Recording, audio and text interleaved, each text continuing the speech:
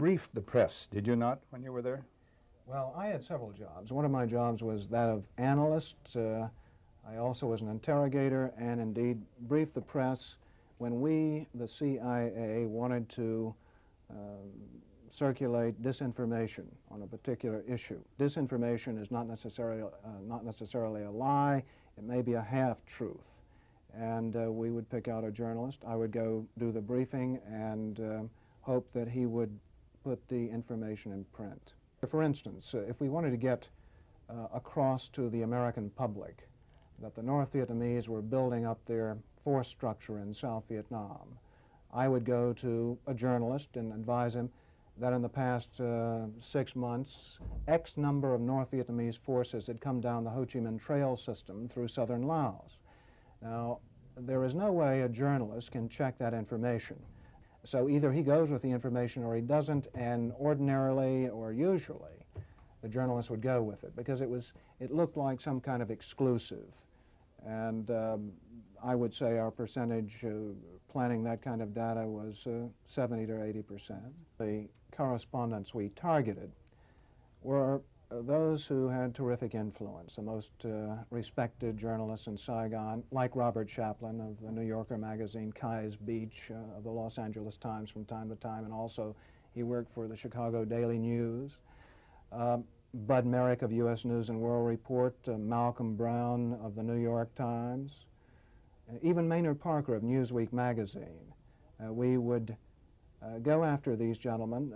I would be directed to cultivate them, to spend time with them at the Caravel Hotel or the Continental Hotel, to socialize with them, and slowly but surely to try to gain their confidence by dolloping out valid information, information which was true.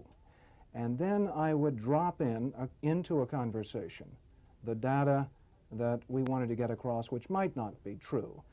One piece of data, for instance, that we managed to plan in the New Yorker magazine had to do with a supposed North Vietnamese effort in 1973 to develop airfields along the border of South Vietnam. The reason we wanted to plant this information was that we were trying to persuade the U.S. Congress that Saigon should continue to get a great deal of aid, and that the North Vietnamese were the chief violators of the ceasefire accord. That was printed in the New Yorker magazine under the byline of Robert Chaplin, as indeed was a great deal of such information which we tried to circulate.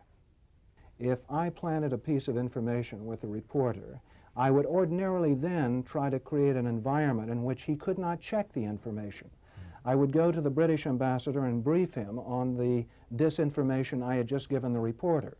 So when the reporter wanted to cross-check what I'd told him with, say, the British ambassador, New Zealand ambassador, or what have you, he would get false confirmation, the same message coming back at him, and he'd say, aha, I've got proof that Frank Snepp told me the truth, when in fact what he'd gotten was simply an echo of what I'd given him in the first place via the British ambassador or other of our friendly diplomatic contacts.